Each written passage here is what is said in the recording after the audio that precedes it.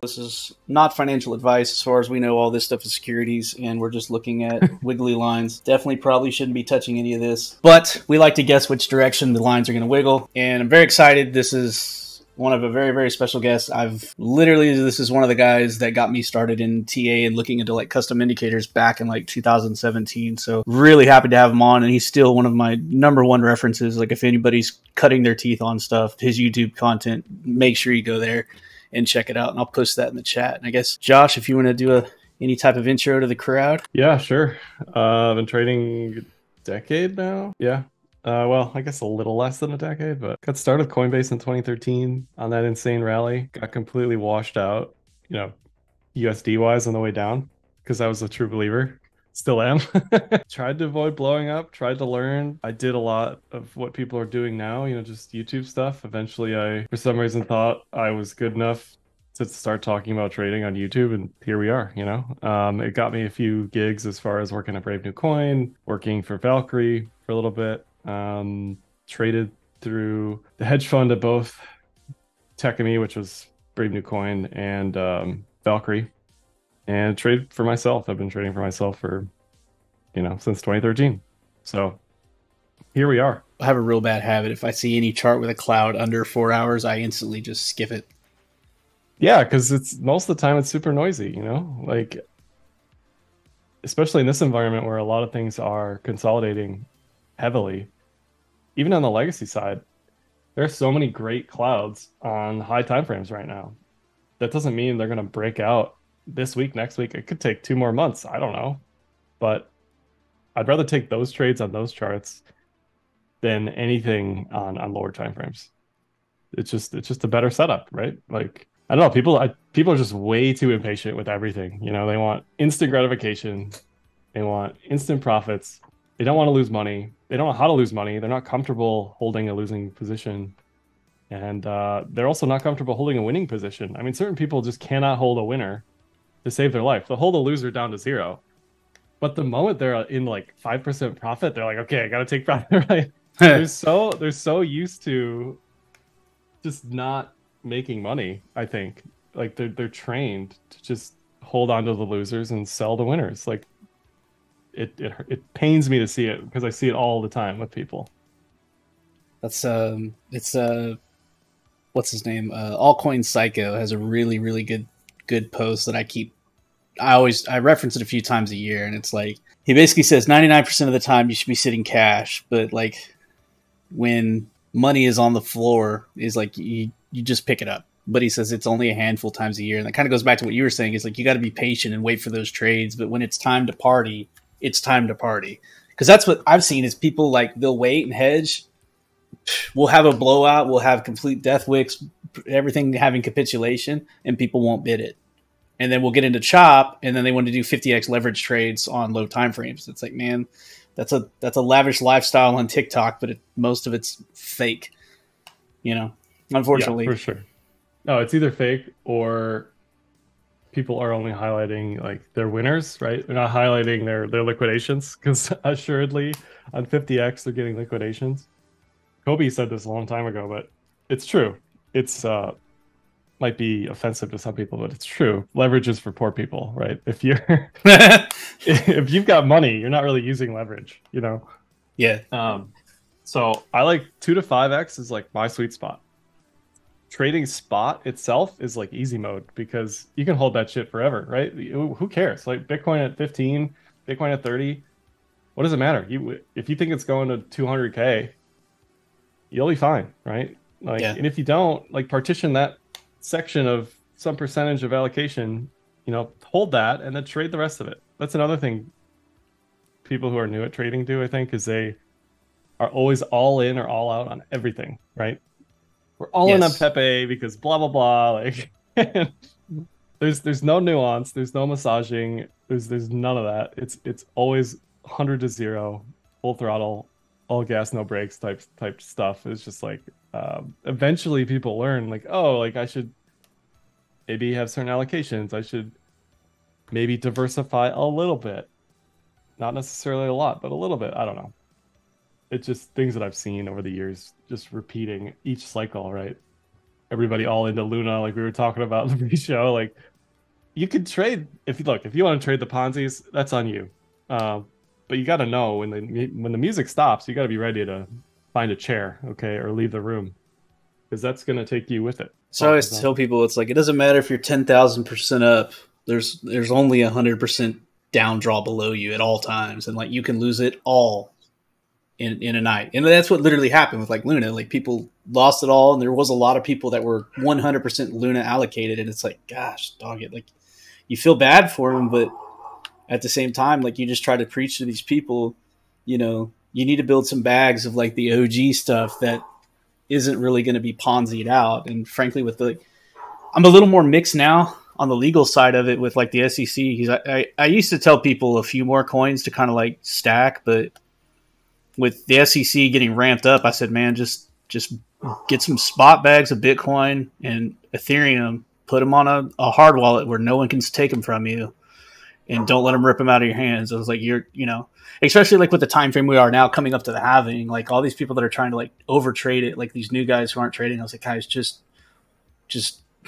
eat ramen, buy ETH and Bitcoin, and like just hold it. Like it's going to change you if you can manage to not let it go.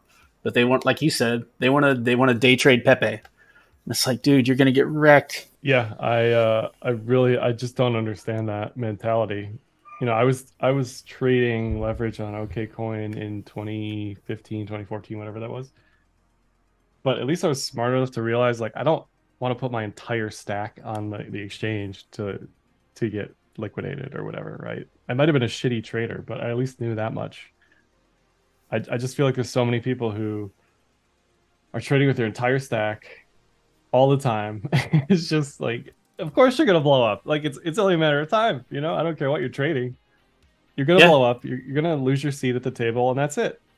And then you're gonna turn into this anti-crypto crusader because you didn't know what you were doing and you had zero risk management. Like, guys, it's like, come on, this is not how this works. If this was easy, everybody would do it. Okay. You remember the China pumps and dumps that we would get, like on the smallest China news, like in 2018, it would just go vertical, then right back down. And it's like you just liquidated everyone. Like there's no, unless you were like 2x, that just got everyone. And it's like there's no way you can see that coming. No, but that led to understanding that most of the time the market's trying to give you some sort of heads up on the bias of the sentiment of the people that are trading, right? Bots, people, I don't care. So like TA is pretty useful in that regard. I still see people to this day shit talking TA. It's like, okay, fine. But at the same time, these are the people who are YOLO betting the worst shit imaginable, right? Like, yeah. I don't know. It's just not for me. That's just, I could never do that anymore when I realize like there's a tool you can use. It might not be perfect. It might be horrible. It might be messy, but a lot of the time it's going to keep you out of trouble at the very least, you know? Yeah, yeah. I mean, what are your thoughts on SEC towards the end of the year as far as Ripple taking a win and them taking an L? Do you think top 50 coins are going to be legal, I guess, per se? Because if Ripple makes it... Yeah, you're not wrong, you know, but if your coin doesn't have a BlackRock ETF pending, I tend to believe that Bitcoin should outperform those other coins, right?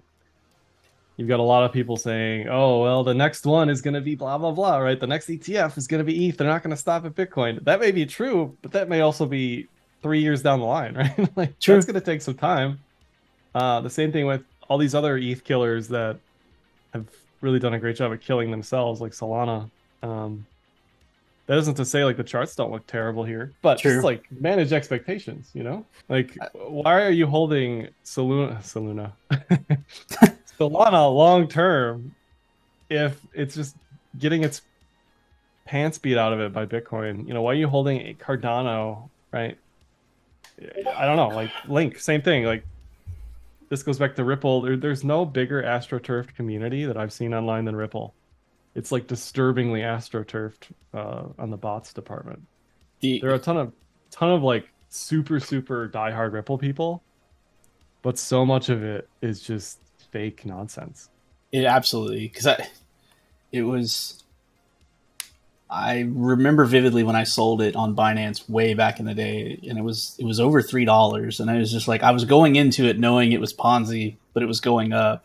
But I remember it was every single week they were announcing a new bank had adopted the Ripple infrastructure and it was going to be used for transactions, and like everybody kept like, it's going to be the next big thing, blah blah blah. I was like, guys, the last thing a bank wants to trade in is a coin that is volatile.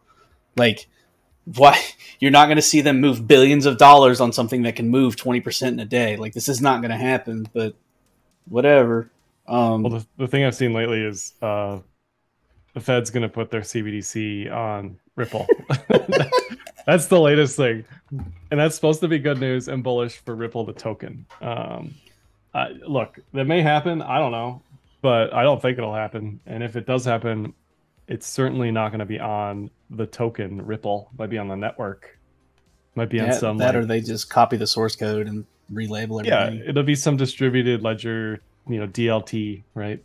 The Ripple stuff. Like when you dig into it and like look at RippleNet or whatever they call it now, I don't even know. They've changed the name so many times, but there is like a DLT aspect to it where there is not transactions, but like I can't think of the word, where you're closing value on two different parties. Anyway, like that exists, but it doesn't require you to hold or buy the token at all. So if that was the case, that might help a little bit. I just don't know what the token is for. And you could say that for 99% of crypto. Like, what is the token for? I don't know. It's for number go up. That's it. Yes. And that's fine if you're trading it. But if you're holding it long term and you're expecting some sort of, I don't know, life-changing difference, it's a bad proposition. Zcash, classic example, right? Sir. You might love the technology, ZK, blah, blah, blah, right? You might love Zuko, I don't know. But man, have I got some bad news for you. It's one of my favorite coins, but it's simply because of the way it paints. It's real easy to trade reversals on. That's fair, but it's not a buy and hold, right? For me, I don't know for everybody else. Maybe you've bought and hold it and you've made money. I just don't believe that. I see. That's the thing is like the other thing is like the Dino coins. Are they going to come back because they're going to be easy to be declared non-securities? Is kind of one thing, and I'm kind of going. I'm thinking it's probably the time to maybe load up on like Dino DeFi, just because it's been field tested to the point where all the protocols that had vulnerabilities have already blown up. Yeah, some of the DeFi, the lending and borrowing stuff, charts actually look pretty good.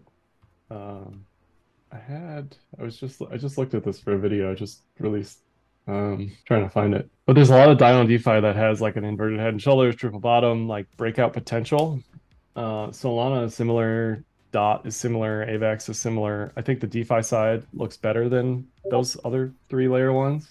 And then there's like the rest of the alts that just look like absolute garbage across the board to me, Yeah. But Aave, Comp, Curve, the Dino DeFi stuff, yeah, like I don't hate a trade there. It's just, again, it comes down to sizing, allocation, risk management, leverage, right? I don't want people to say like, oh, this guy says go buy some DeFi, other 50x long Aave, and they blow up, and it's like I don't know how to like tease that apart, because people, I think, get overly excited when somebody like talks about something, Yeah, the stuff I've been floating around is just like buy some spot of the Dino DeFis and just pocket them until it gets stupid.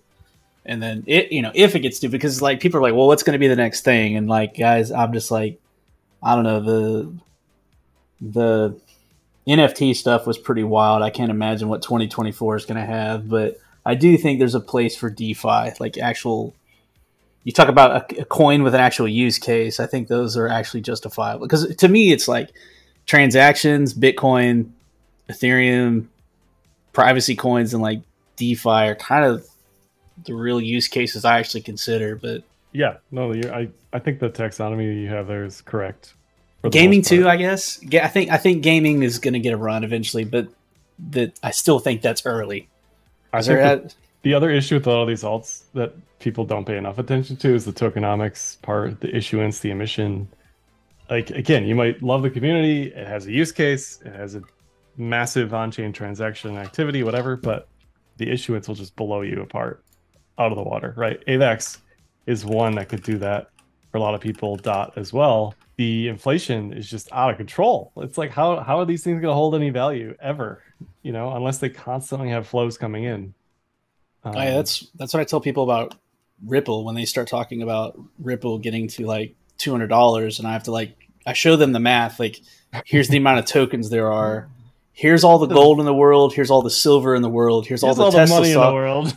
And I was like, unless you're bringing in one of those asteroids that are made of diamonds, like we can't get above $30. Like, period. Like on this planet, you're not going over 30. So judge your expectations that you think Ripple's going to go to like $1,000. I was like, I'm glad. Like, you're either really bullish on inflation or like just you got to admit like that can't happen. Well, Bitcoin's da da da da. I'm like, yeah, but there's not 300 billion Bitcoin that are getting dumped on the world every day. Yeah, I agree. I don't know if you have my chart. You have my yeah, chart. Yeah, we can see it. Yeah, so there's a lot of alts that are starting to look like this, where they have just years of pain, and you know, people have ignored them for a year. Link. Sure, Link's looks okay. I'm not gonna lie. These charts I'd trade. These charts, this is like 99% of the alts right now is down only against BTC, indisputable bearish channels, right? Now this is BTC spot, which is up 82%, right, year to date or whatever it is.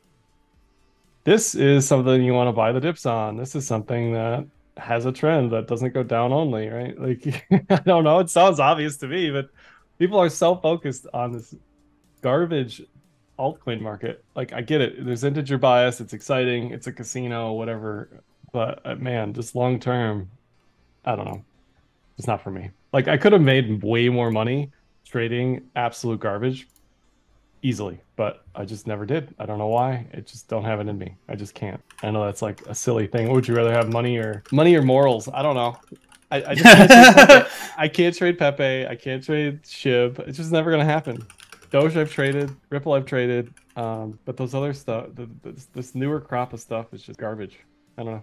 The funniest thing is, I know somebody who personally spent less than $2,000 on Pepe and forgot he bought it. And then when he went to check on it, it was like up $700,000. And it was just like, well, that's my best trade to date, and it's only because I forgot about it. Because there's no way in hell I would have held it that high. Yeah, there's a lot of like historical surveys on the best traders. The best traders are always those people who forget their password at TD Ameritrade or forget they're holding something. I had NVIDIA in my legacy portfolio at like 235. I didn't even remember I bought it, and I checked it, you know, when it was at like 400 something. It's like, holy shit. like if I would have checked that sooner, I probably would have sold it sooner, you know. So there's definitely a lesson there for sure. But this altcoin stuff, man, I don't know. The meme coins especially, it's just not for me. It's just not for me. Let me ask you this. Do you pay attention to the market cap? Like, where you look at like just the market cap totals? Not like everything really. Other than Bitcoin? I don't either. I'm just curious because a lot of people you mean like it. You mean like this, the total 3? Total 2, total 3, yeah. Yeah. I think it's valuable because broadly it'll give you a heads up whether or not on balance, you know, things are getting destroyed. Things are like this chart, you see it all over the place. Again, Solana, DOT, AVAX, Curve, Comp, Aave, what else? You see a lot of different variations of this market cap chart. This is actually the best looking version, honestly, other than like the Dino DeFi stuff. But I think it does help you like, temper your expectations. For me, it like, you know, it's all about like sizing and allocation. If this doesn't look good, you know, I don't expect the broad altcoin market to look good. Sure. So I do think it's useful.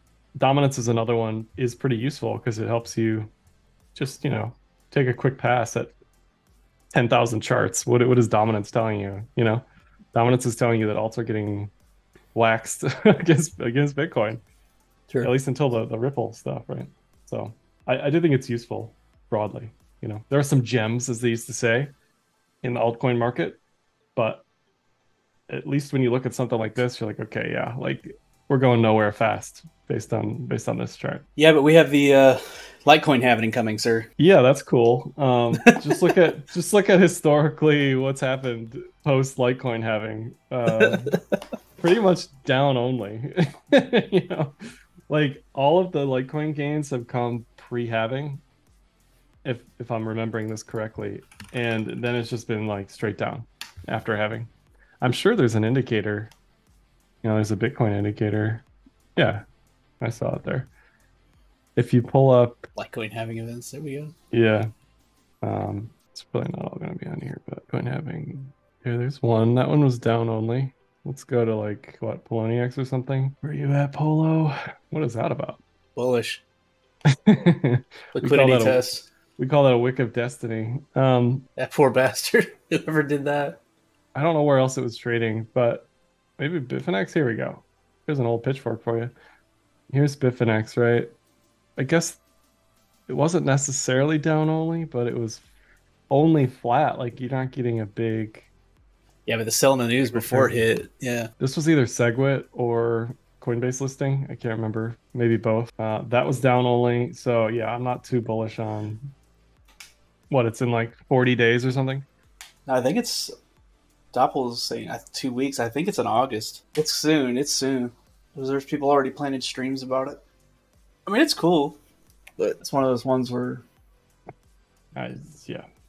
You talk about actual use cases. I do all my crypto payments in Litecoin personally. Do you?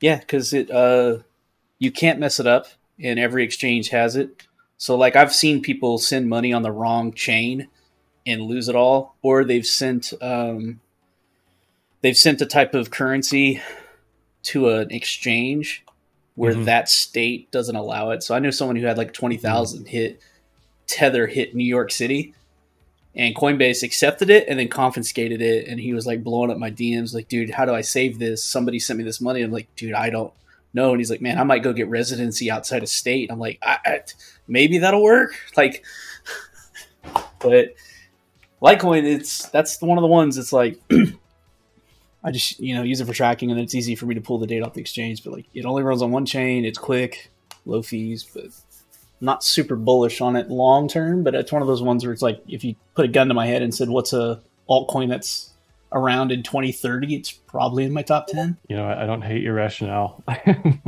because you're right. Sending like stable coins to people is tough because you got to make sure it's the right address, and the addresses kind of all look the same. Yeah. And I know tons of people who've lost coins sending stuff to the wrong address. Like they think they're sending ETH on the ETH chain, but you actually sent ETH that's on Binance Smart Chain, right? And like looking at the addresses, you have no idea. It's 0x blah blah blah blah blah, right? Oh yeah. Yeah, I'm not bullish on Litecoin at all, but it probably never dies. Anything that's listed is never gonna die. That's just how it works. The most bearish thing for anything is to get delisted. That's why for Ripple, it was kind of like super bearish at the time, and getting relisted equally is bullish, right? Like, it's all about flows. It's all about access. Also, the China ban killed that first run to 60s. That first hump that went to like 60K was right when China banned the mining and like was kind of hushed about it. But at the same time, I also feel like this second run was just like 3AC shenanigans. I could be completely wrong, but I think 3AC on Deribit and on maybe FTX, specifically Deribit, but I think they played a big role in that second drive higher. But I do think we would have hit 100 if it wasn't for SBF and all that other garbage. I don't think this looked bullish at the time. I was talking about rising wedge and we broke down. I thought the run was like over on that breakdown based on the TA. That's why it was a surprise when we actually like broke through the daily cloud again. I was like, okay, we're back on, right? But yeah, going forward, I like 200, 250. I don't know. Like, just look at the power law corridor, right? Even if the power law is at like 800, it's not going to be at 800 in 2020, whatever. Trying to find here. Let's be conservative. We'll say it's like 350. 350 by 2025. I'll be happy with that. I think that's a decent target. A 10x from here, totally fine. And this assumes Ethereum flips Bitcoin, right? I don't know what Ethereum needs to do. I think staking is like beyond the governance side, it's just been a terrible thing for Ethereum. It's a terrible thing for most coins. Has any proof of stake coin done well historically over a long period of time? I think the answer to that question is no. ETH price does best when people are using ETH on DeFi or using it to do stuff. ETH doesn't do so hot when people are squirreling it away. You know, it's not a buy and hold. It's a go do stuff with it coin, in my opinion. I So hopefully, I go ahead. agree. I agree, but I like having both, particularly with when Congress started screaming about carbon emissions of Bitcoin mining. I kind of liked having both. So to say which one's better, I do like proof of work better than proof of stake, but I really like having a solid. I'm sorry, I like proof of work better, but I don't mind having a nice number top 5 coin that's proof of stake, um, just to have a backup plan in case they were able to try to cut down emissions and stuff like that. Because like that's one of the biggest things that Congress bitches about when they start talking about crypto and they're like the carbon emissions, and I'm just like, man, you know how much carbon the fiat system is consuming? Like all this, like they forget that they only want to focus on like the mining output, but um, so I like I said is. I see it as apples and oranges. I think it's a really good orange and I think it's a really good apple, but past that, I don't know. But I do agree with you. I don't. You give me one to choose, I want Bitcoin. But you're right. Staking, I mean, just locking it up's not doing anything either. Like it's when people are printing NFTs like crazy, doing the DeFi stuff, it goes nuts, and everybody wants Ethereum. But right now, the freaking percent staked is just going up and up and up, and the nodes are going up and up and up, but the price is going sideways. So it's I don't know. Yeah, and the yield is going to go down as Yeah, more ETH gets staked. Back in the day when alts were getting um, birthed, the inception of alts, staking was like a crutch to sort of emulate what Bitcoin was already doing, which was promoting buy and hold uh, behavior. In that, like, oh, you can get this yield if you hold on to Dash forever, right? That hasn't really worked out. We already have a coin that's for buy and hold. It's called Bitcoin. You know, we just haven't seen a proof of stake coin that's done super hot over a long period of time. So I think for ETH, it's going to be tough. I think Cake on the Binance Smart Chain did great. Yeah, a Joking. lot of these alts will do like really good for like 6 months, maybe, right? The other problem with ETH now is the layer twos are kind of eating ETH's lunch. You know, if you don't use ETH and you just use a layer two, you're going to need like 100x multiple of activity on the layer two to even like trickle down to ETH, right? Yeah, So if you've got people using layer twos and you've got people staking, like what are people using ETH for? You know, I don't know. Buying NFTs, that market's dead right now. yeah. DeFi, that market's dead right now. I don't know. What are they using ETH for? I don't know. There's no, it's not like the ICO days where like Those were wild you're days. mandatory, right? You were, if you wanted to participate, you had to buy Ethereum, Yeah, which was great for ETH's price. We're not seeing anything like that at the moment, you know. So I think it's going to be tough. I still like the technicals on ETH. I still think it breaks 2K eventually. Um, it's just yeah, I don't know. It's when there isn't a narrative to use ETH price just goes kind of sideways. we'll see. No, I valid points all along. I agree. Look, And if you could that's just stake and get rich forever, you know, that'd be amazing. I just don't think that's gonna be how it pans out. I did the math on the staking of that guy who brought in what was it, 60,000 ETH or whatever it was to Kraken.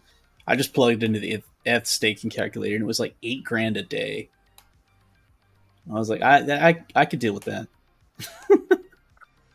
Yeah, people love to complain about miners dumping on the Yeah, market. But you've got the same thing with proof of stake, right? Like you're getting issuance still. Yes, you have a burning component with the transactions, but in the fees, but you still have people, you know, same thing, dumping on the market eventually, right? speaking of miners, do you keep track with them at all? Because Yeah. So they went through a bloodbath on this one. Yeah, they did on both like the hash rate side, the price side. The miners are that's back to like the S&P performance or outperformance. The miners, the crypto equities have done insanely well this year.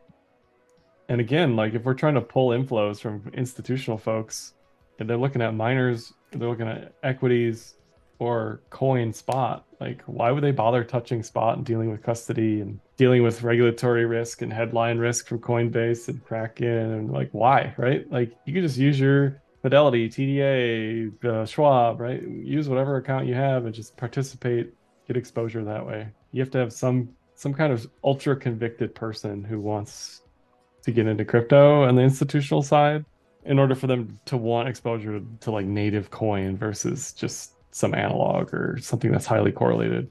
But yeah, the miners have done really well this year. I constantly talk with Zach Val all the time about it because so many of them didn't survive. They bought, they loaded up mining equipment. We were above $40,000, and a lot of those companies didn't make it. But it seems to be stabling at label, like the amount of mining places shutting down seems to have stabled or died off. So we'll see how they do going up into the halvening and see what other new equipment comes online, because I'm worried that halvening is going to kill a bunch of the equipment as far as profitability. What is even worth breaking even? Because for me, I've always looked into it, like setting up my own mining and stuff, and the math never works out. So I can't ever justify that long term. Yeah. Yeah, this is a good site. ASIC miner value. If you want to check, like, you can plug in, unless they change. Did they change that? Oh, they put it on the top. Plug in your electricity. I don't know. Ideally, you're getting 4 cents or less. That's not a realistic like residential price. But let's say you're getting 10 cents per kilowatt hour, and then you have to figure out what's the break even, what's the ROI, and then post halving, you're making essentially 50% less, right? So, yeah. Assuming price is flat, then you have to factor in the like shipping and handling time to get these shipped to you. It's a mess. I mean, there's a good chance S19s aren't profitable after the mining. Like there's no time frame for me to pay those off. Let alone like a lot of people don't know they're like as loud as a vacuum cleaner. So I ran that by the wife, and she wasn't willing to do that one, because I was just wanting to buy some and scale them up, but it's God, they're expensive. Yeah, I think loud, expensive, hot. Like, yeah, and if one goes down, like you kill your break even point, because they fail all the time. Not all the time, but they have to repair a lot of them. Yeah, mining is I think is a rough business for sure. Now most miners are getting sub 4 cents. I haven't seen any reports of electricity costs lately, but a lot of miners are doing okay but pre-halving, right? If they're getting good energy costs, but then you have to factor in overhead and warehouse, commercial salaries and all that other stuff. I don't know. It seems like a very rough business. All the real flashy miners that were posting badass warehouses on Twitter and stuff like that, they didn't make it. No. It's we got to find the scrappy miners and see where they're hanging out and what they're doing. Because like to this day, I've looked for someone who Zcash mines, never seen one, and I know they sell them, and I know someone's doing the hash rate, but I can't find them to save my life. But at the same time, maybe the anonymity of Zcash miners is the point, but I don't know. Because you can find Litecoin miner people, but I've never found that one. I keep telling Zach Val to find one for me, but he can't find them either. Yeah, I don't hear too much about, other than Bitcoin, I hear nothing about anything else anymore. ETH was the other big one that you'd have people with like GPU farms, but it's funny that NVIDIA benefited from the ETH mining craze, and now they're benefiting from AI. Yeah, like exactly. Talk about a company that's just continuously selling shovels to whatever crazy mania is going on. Like, just insane. Right place, right time. we've got a guy in the Rainbow Trends Discord that does like cloud or does like mining rigs for like to build supercomputers and stuff like that. And now he's pivoted over to like AI, and he's like, NVIDIA. He's like, because I was asking him, I was like, is there any chance like a competitor could come up? And he says, I don't think so. He says all the AI infrastructure is built specifically to run on like NVIDIA hardware. So he's like, they're just going to keep, like you said, handing out shovels until this thing goes crazy. Because like Doppel saying in the chat, like all those people that had the F mining GPUs, they've switched over to renting GPU time out for the AI stuff. I need to look into that more, Doppel, actually. I think a lot of these like data center miners are going to be switching over to AI. I think Hive is one that is already doing that. Core Scientific would be another one that has the infrastructure. I know they're like going under bankruptcy proceedings and whatever else, but I could see a lot of those hosting centers, data centers, you know, switching hands to focus on AI type stuff. So you got the 3-day open for ETH. Now, you mentioned in the beginning you don't like Ethereum clouds on the daily, but you like it on the 3-day and the weekly, right? Well, the thing is, like, what is the daily going to tell you? You know, if I'm flipping around timeframes right now, is the daily going to really tell you anything? My argument would be no. Like, yes, we're on the bullish side of the cloud, but we're not, you know, we're not 2021, 2020, where we're just constantly crushing highs. When that's the case, I like to move up on the time frame for sure. So, you know, I'm curve fitting a potential breakout here on the 3-day, but at the same time, I'm also tripling the time frame. I'm doubling the cloud, so it's almost like the weekly, you know, like so. We're here. You get very few entries on this time frame that look like this historically, right? There has to be something to do with ETH, right? Whether it's ICOs, DeFi, NFTs, it's got to be something. Whatever the next new thing is, until that comes around, I think ETH's gonna have a hard time. But I like 2 to 3K as a move on ETH once this thing actually moves. Yeah, I agree. It's gonna take some time. That chart's been a lot harder to ride from that July point than the Bitcoin chart, but I think the Bitcoin chart, because for me personally, I watch Ethereum, Litecoin, and Bitcoin. I watch those three simultaneously and try to figure out which one's the easier read. Litecoin's been acting really weird the past 6 months, so I mainly just watch Bitcoin and Ethereum, but Bitcoin's the easier one as far as I'm concerned, and I'm starting to see a lot of Wyckoff charts starting to pop up on it, but we'll see how that goes, because usually the Wyckoff charts are after the move breaks, but there are a few guys with some arguments, because I it's clearly a BART to me, and like all my tools are saying it's topped out, it's likely to break down, but at the same time, it kind of looks like this could be a potential SOS on Bitcoin, but that's one of those things where the tools say one thing, but my heart says another. Well, what I'm worried about is like this Head and Shoulders meme actually playing out. You know, you can see it on the weekly, right?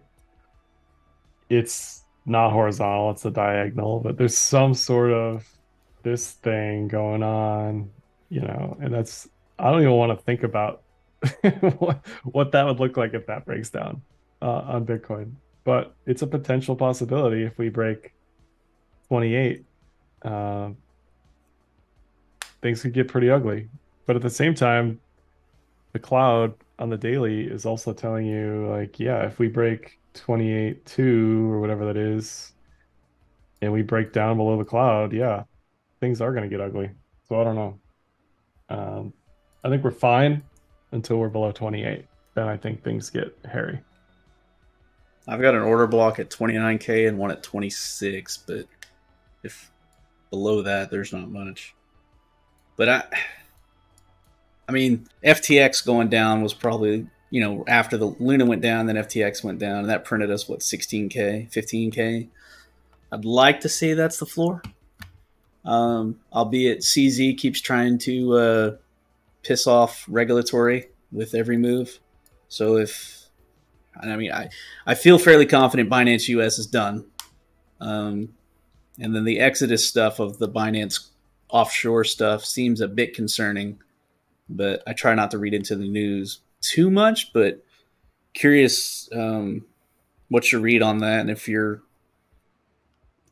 taking that into account, because that type of news stuff isn't really seen in the charts unless you're looking at BNB. Well, to me, this post XRP case whatever announcement has only been bearish, and those Binance rumors sort of started, around the time of the Ripple stuff. I've been seeing people talking about it before the Ripple stuff, but this doesn't look bullish. Like we're still in the range. I don't want to sound like I'm bearish. There is like a low time frame.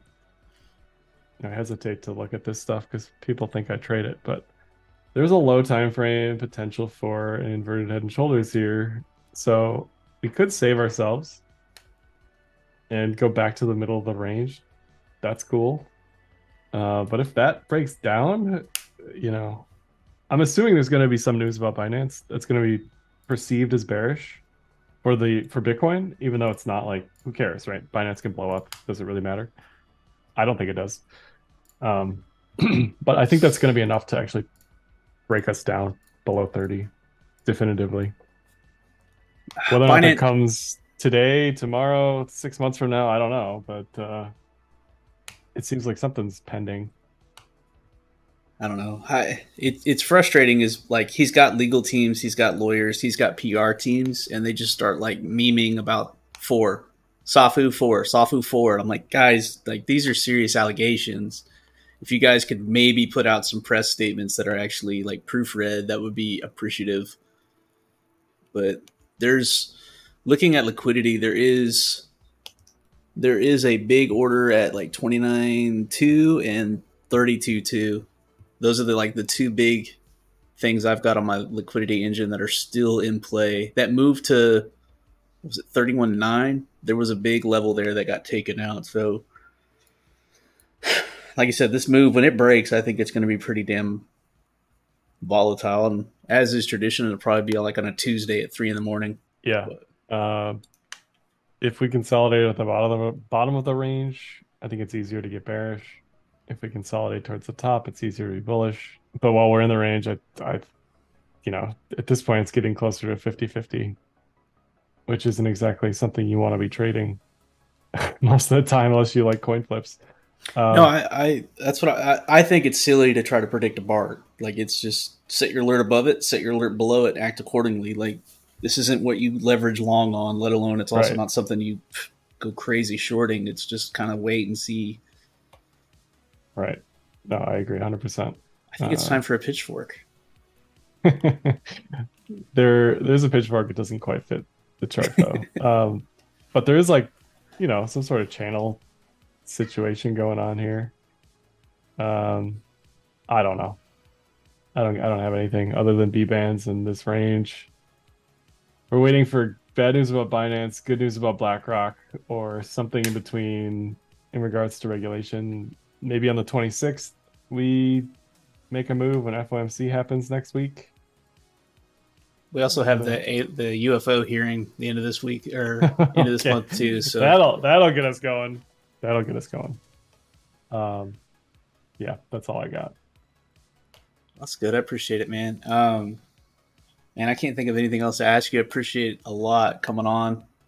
Welcome again anytime. Like I said, you ever need any of our tools or anything like that, I'd be glad to hook you up.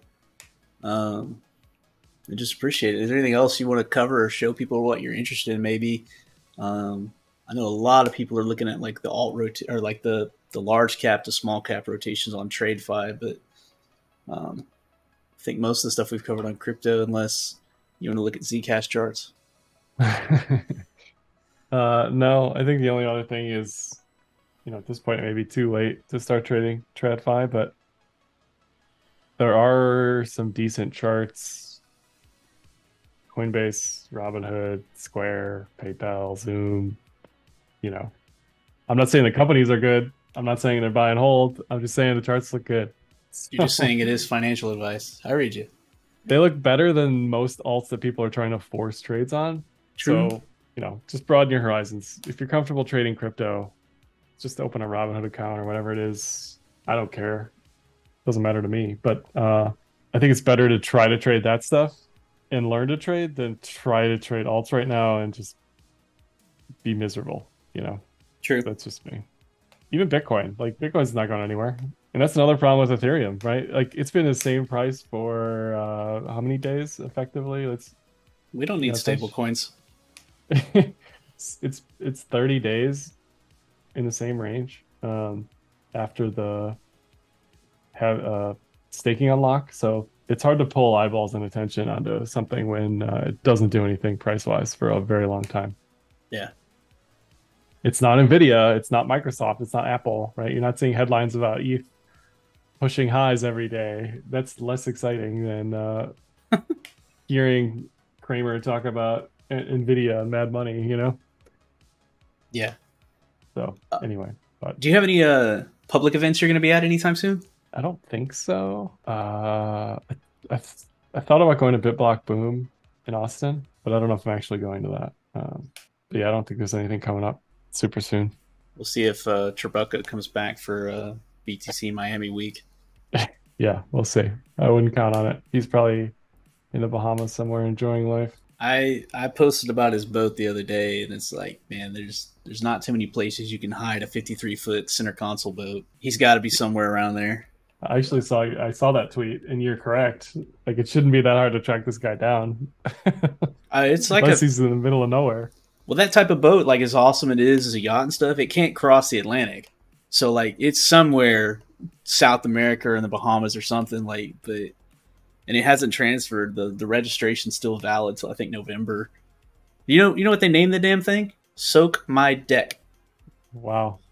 So the Ponzi scheme named that boat that and bought it, and it just makes me mad as hell.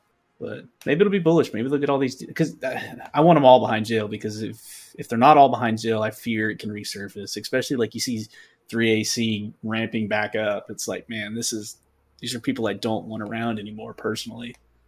I like one of the Chinese hedge funds brought on Gary Wang.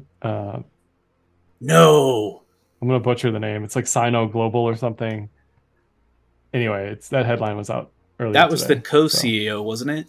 I think he was the COO, but that's anyway. The one. There's like 3 photos of that dude. Like, there's not much about him. Yeah. Oh boy. Oh well. I mean, he'll turn up. Tribuca will turn up. I think that stuff will get figured out. Do you think Sam SBF will go to jail? Sadly, I don't think he'll go to jail, but he deserves everything legally that we're allowed to throw at him for sure.